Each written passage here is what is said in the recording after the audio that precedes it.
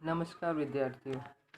आज हम भाषा सज्जता में विशेषण करने जा रहे हैं। तो अब आप 7वीं कक्षा में विशेषण के बारे में पढ़ चुके हैं और उसके प्रकार भी आपने पढ़े हैं। तो अब हम यहाँ पर देखें कि ये इन वाक्यों में हमें क्या बताया गया है। तो निम्नलिखित वाक्यों को पढ़िए और उनमें प्रयुक्त गाढ़े शब्दों पर ध्यान दीजिए। सूरत ऐतिहासिक नगर है। परिश्रमी छात्र कभी असफल नहीं रहता है। हमने बाजार से 2 लीटर दूध खरीदा। छात्रालय में 20 छात्र हैं। वे लड़के खेल रहे हैं। तो उपर्युक्त वाक्यों में ऐतिहासिक, परिश्रमी, 2 लीटर, 20 और वे ये आदि शब्द गुण, संख्या, परिमाण बताते हैं। तो ये गाढ़े शब्द किसी न किसी रूप से वाक्य में प्रयुक्त संज्ञा या सर्वनाम शब्दों की विशेषता का बोध कराते हैं। तो इस तरह से हमारी विशेषण की परिभाषा है, जो शब्द संज्ञा या सर्वनाम की विशेषता यानी गुण, संख्या, मात्रा, परिमाण बताते हैं, वे विशेषण कहलाते हैं।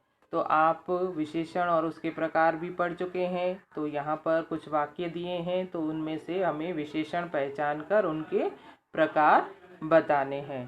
तो यहाँ पहला है, ओम चतुर लड़का है। ओम चतुर कैसा लड़का है? चतुर। उसका गुण बताया गया है कि ओम चतुर लड़का है। तो इस तरह से चतुर के नीचे अंडरलाइन करेंगे और उसका प्रकार लिखेंगे गुणवाचक विशेषण। श्याम 20 किलो आटा लाया। श्याम 20 किलो आटा लाया यानी प्रमाण बताया गया है। तो यहाँ पर 20 संख्या भी है और किलो आटा लाया, 20 किलो यानी मात्रा भी बताई गई है। तो ये है परिमाणवाचक विशेषण। सानिया बाजार से थोड़ी चीनी लाई। तो सानिया बाजार से थोड़ी चीनी लाई। तो इस तरह से थोड़ी चीनी लाई यानी वो भी परिमाण बताया गया है हमें। तो थोड़ी के नीचे अंडरलाइन करेंगे और यह परिमाणवाचक विशेषण है। हमें कुछ मात्रा। तो इस तरह साहिल के पास 10 रुपए हैं। तो साहिल के पास 10 रुपए हैं। तो 10 संख्या है। तो यहाँ पर रुपए की बात की गई है। तो यहाँ 10 संख्यावाचक विशेषण कहलाता है। तो यहाँ 10 के नीचे अंडरलाइन करेंगे और उसका प्रकार लिखेंगे संख्यावाचक विशेषण। कुछ लड़के उद्यान में खेल रहे हैं। तो कुछ लड़के उद्यान में खेल रहे हैं। तो कुछ संख्या बताई गई है, तो कुछ के नीचे अंडरलाइन करेंगे और ये संख्यावाचक विशेषण कहलाता है। इस तरह से आगे देखें और निम्नलिखित वाक्यों को पढ़िए और रेखांकित शब्दों पर ध्यान दीजिए। तो सानिया अच्छी लड़की है। सानिया कोमल से अच्छी लड़की है। सानिया कक्षा में सबसे अच्छी लड़की है। तो यहाँ उपर्युक्त शब्द अच्छा विशेषण का 3 प्रकार से उपयोग किया गया है। तो वाक्य में केवल सानिया की विशेषता का बोध कराने के लिए और वाक्य में सानिया और कोमल की तुलना करके सानिया को कोमल से अच्छी बताने के लिए और तीसरे वाक्य में सानिया को कक्षा में सबसे अच्छी बताने के लिए। तो यहाँ पर विधानों से ये स्पष्ट होता है कि विशेषण शब्दों का प्रयोग संज्ञा या सर्वनाम शब्द की सामान्य विशेषता बताने के लिए किया जाता है।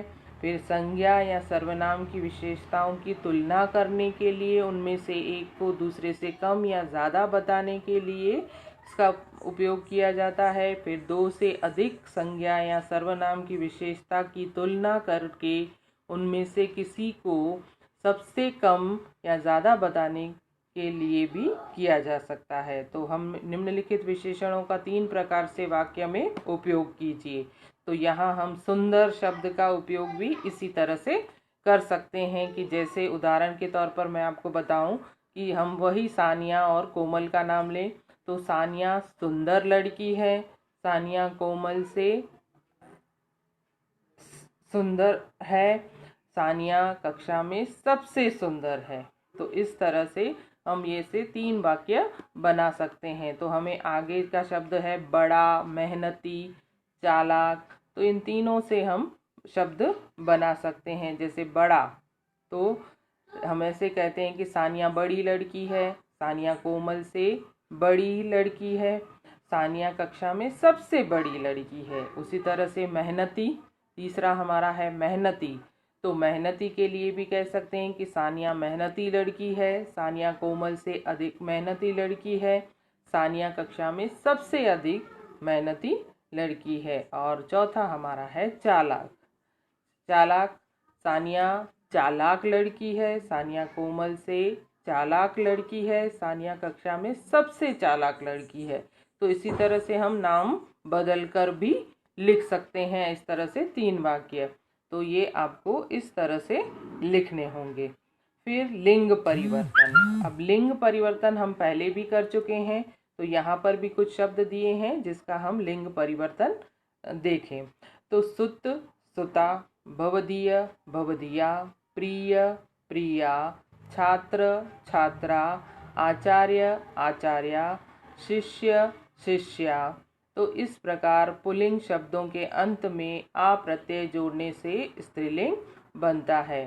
फिर है टोकरी, टोकरा, टोकरी, मटका, मटकी, दास, दासी, कटोरा, कटोरी, सखा, सखी, रस्सा, रस्सी। तो इस प्रकार के शब्दों के अंत में ई प्रत्यय जोड़ने से स्त्रीलिंग बनता है। फिर मोर, मोरनी, ऊंट, ऊंटनी, शेर, शेरनी, मजदूर, मजदूरनी, बील, बीलनी, सिंह, सिंहनी। तो इस प्रकार के पुल्लिंग शब्दों के अंत में नी प्रत्यय जोड़ने से स्त्रीलिंग बनता है। तो इस तरह से पुजारी, पुजारिन, सांप, सांपिन, और नाग, नागिन, सुनार, सुनारिन, पड़ोसी, पड़ोसिन, माली, मालिन। तो इस प्रकार पुल्लिंग शब्दों के अंत में इन प्रत्यय जोड़ने से स्त्रीलिंग बनता है।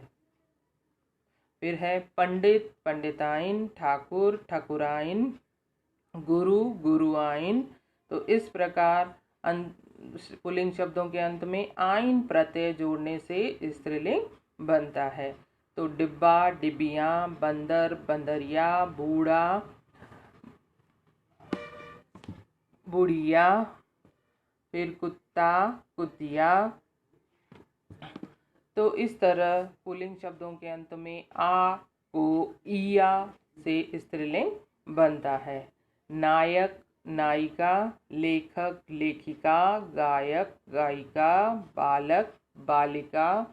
इस प्रकार शब्दों के अंत में अंक को, अक को इक्का करने से स्त्रीलिंग बनता है। तो इस तरह से हमें कुछ उदाहरण दिए गए हैं। तो इन उदाहरण के आधार पर निम्नलिखित शब्दों का लिंग परिवर्तन कीजिए। तो हिरन, हिरन का लिंग परिवर्तन करेंगे, हिरनी, नी प्रत्यय जुड़ेगा। शिक्षक, शिक्षिका, इका। पंडित, पंडिताइन, तो इन प्रत्यय लगाएंगे। इस तरह से प्रत्यय जोड़कर हम इस पुल्लिंग का स्त्रीलिंग करेंगे।